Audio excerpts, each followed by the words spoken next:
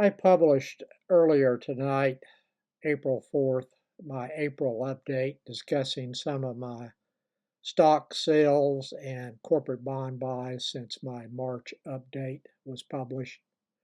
I decided to write and publish the April update early given the recent market turmoil this week.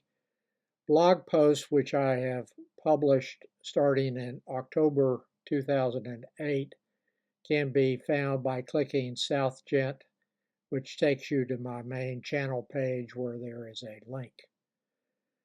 My stock portfolio is close to 7% of my total investment portfolio, down from about 9 to 10% as of 12/31/24. Part of that decline is due to fairly extensive stock selling, but also to the rapid decline in stock prices as my bonds have gone up in value.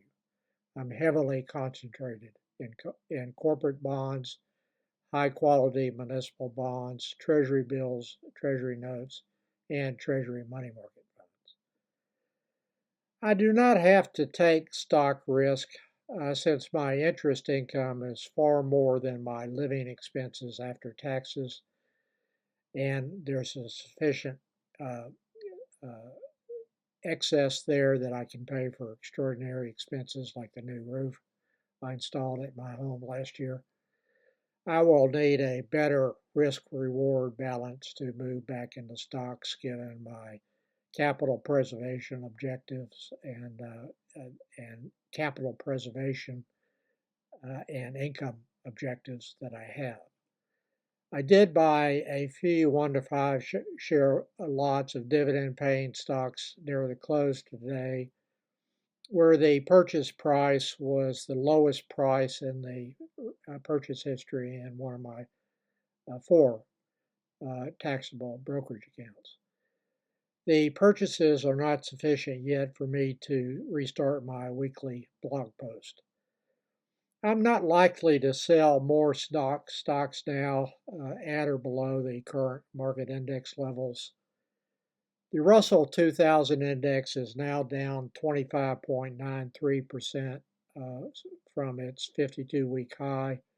The NASDAQ composite is down 22.85%. Both are in bear market territory as of Friday's close. The S&P 500 is down 17.46 from its 52-week high in mid-February 2025. Was today a washout or close to it? There is no way to know the answer to that question with any degree of certainty.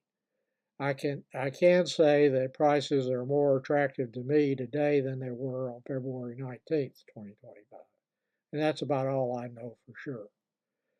A lot depends on whether Trump intends to continue the tariff war until he achieves his frequently stated goal, which is to cause domestic and foreign manufacturers to build, equip, and staff new factories employing mostly higher paid union workers in the U.S.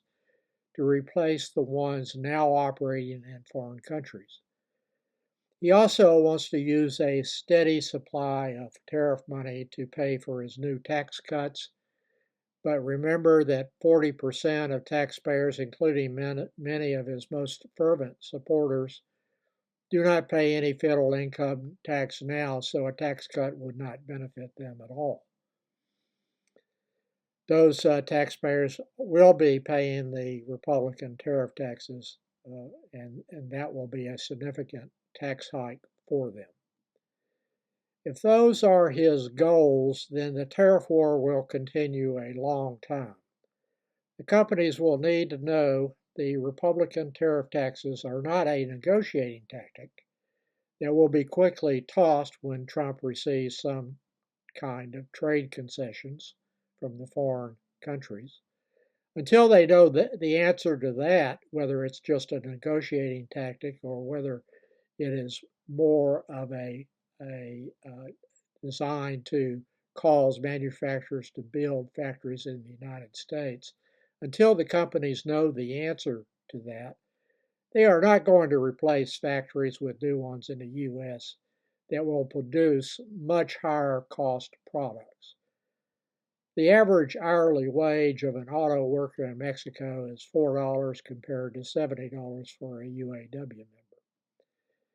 And how does the EU negotiate with Trump when the actual trade-weighted tariff is 2.7%, according to the World Bank? And Trump claims that it is at 39%. In order to justify his tariff tax of 20% levied on EU country exports to the U.S. with steel and aluminum taxed by Trump at 25%. The trade-weighted new U.S. tariff rate is higher than the weighted average rate passed into law by the Republicans in Congress and signed into law by Herbert Hoover in June of 1930 that contributed to the onset and severity of the Great Depression. That is the Smoot Hawley Tariff Act, which I have been discussing for about a year now. I doubt that Trump has any awareness of what happened after the Republicans passed that Tariff Act. So the answer to whether we are near a washout depends on what Trump will do. And no one knows the answer to that question, including Trump, in my opinion. Since I am so light in stocks, I will be doing what I call scattershot small ball buying of dividend stocks, which in the scheme of things is meaningless to me, assuming the market continues to go down.